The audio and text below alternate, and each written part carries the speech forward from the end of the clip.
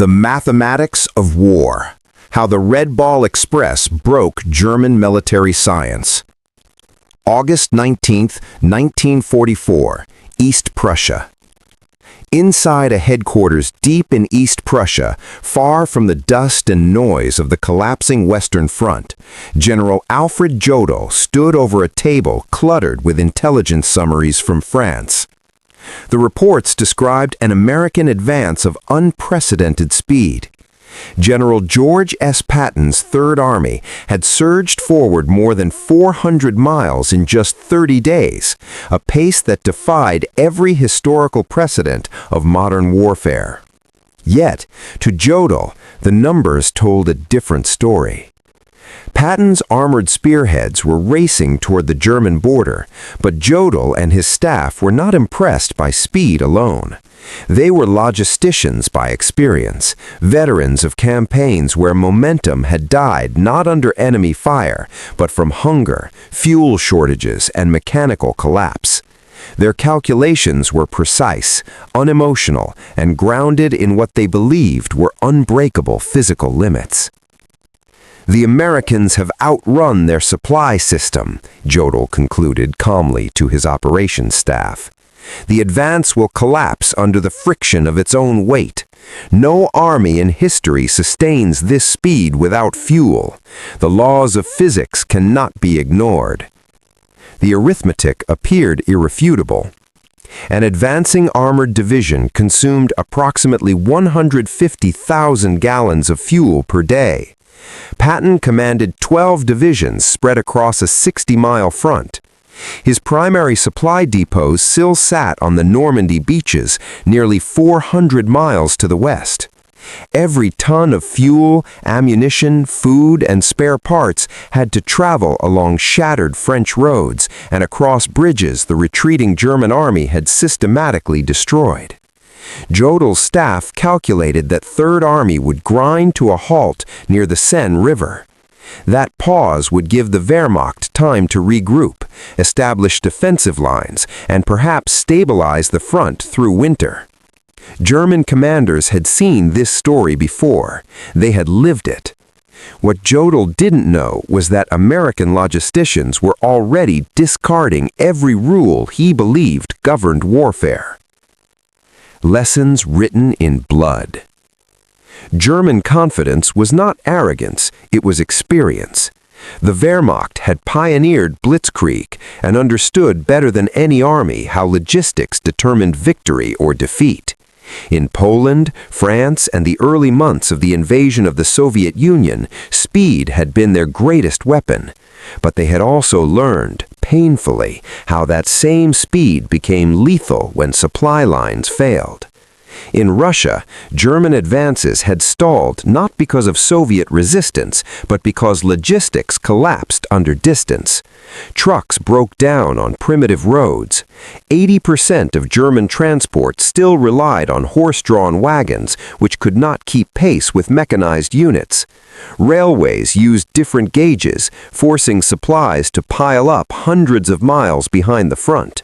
Entire divisions sat immobilized, waiting for fuel that never arrived. Those lessons were etched into German doctrine in frozen corpses and abandoned tanks. General Heinrich von Luttwitz, commanding the 47th Panzer Corps, believed the Americans now faced the same trap Germany had encountered in the East. Mechanization, he argued, was a weakness as much as a strength. Machines demanded fuel, spare parts, and constant maintenance. History, he believed, had already written what would come next. German intelligence tracked American consumption meticulously. A Sherman tank burned fuel at a shocking rate, less than a half-mile per gallon on roads, far worse cross-country. An infantry division required 700 tons of supplies daily. An armored division needed closer to 1,000.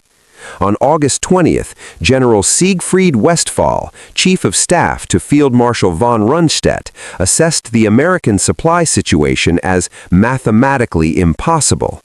German planners expected an inevitable halt. It never came. August 25, 1944, Laval, France.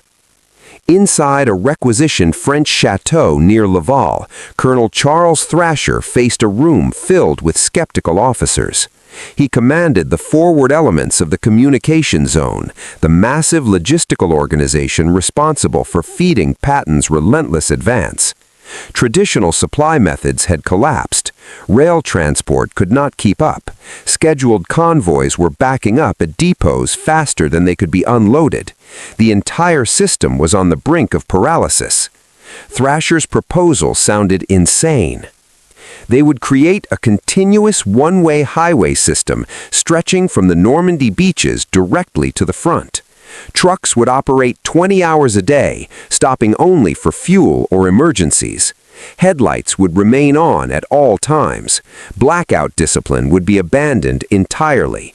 2 parallel routes would be established, one eastbound for loaded trucks, one westbound for empties.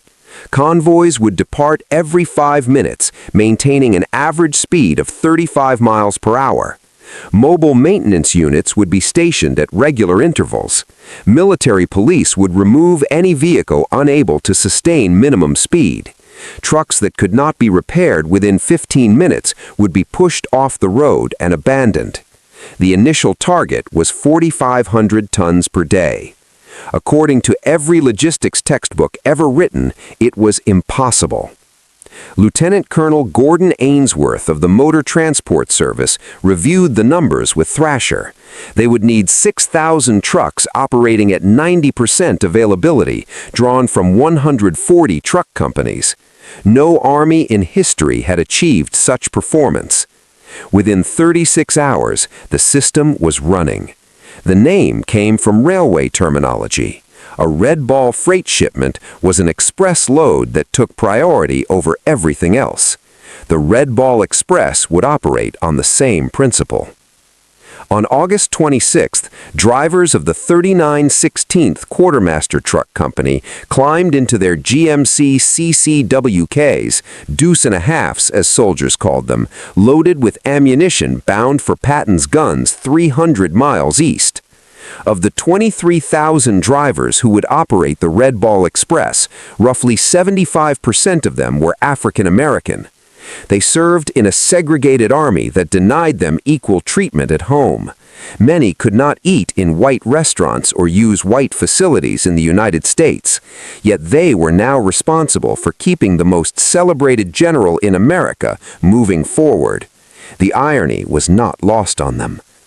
Every gear shift became an argument for citizenship. Every mile driven was a silent refutation of prejudice. They developed their own culture almost immediately. Trucks were painted with slogans: Patton's Blood Bank, Detroit to Berlin Express, Hitler, here we come. Vehicles became homes, identities, and symbols of pride. Rules were rewritten on the road. Any truck under 20 miles per hour was a hazard. Mechanical failures were pushed into ditches without ceremony. Drivers worked in teams, 20 hours driving, 4 hours sleeping. Coffee was consumed by the gallon. Military-issued stimulants were common. Exhaustion became routine. Within 48 hours, a rhythm emerged that would not stop for 82 consecutive days. The German perspective. By August 28th, German reconnaissance units overlooking the Red Ball routes began to file reports that seemed impossible. Continuous columns of vehicles, headlights visible for 20 kilometers, no spacing, no concealment. Some officers estimated over 1,000 vehicles per hour. To German soldiers in foxholes, the sound was something new. It was not merely noise, it was vibration, a distant, unending mechanical pulse that did not sleep. General Edgar Feuchtinger of the 21st Panzer Division personally observed the convoys on August 30th. His report to Army Group B was filled with disbelief. Vehicles passed every 30 seconds, day and night, without pause. They did not hide. They did not disperse. They followed no doctrine he recognized. German military culture emphasized conservation, concealment, and control. American logistics emphasized volume, redundancy, and improvisation. Individual truck drivers made decisions that would have required senior approval in the Wehrmacht. The difference was cultural and incomprehensible. Breaking the limits. During the first week alone, the Red Ball Express delivered nearly 90,000 tons of supplies. Headquarters had hoped for 30,000.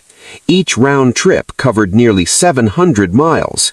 By September 5th, cumulative tonnage exceeded 135,000 tons, more than the entire German rail network in France delivered during the same period.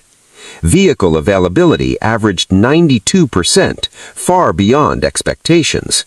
Patton's Third Army never slowed. German reports became desperate.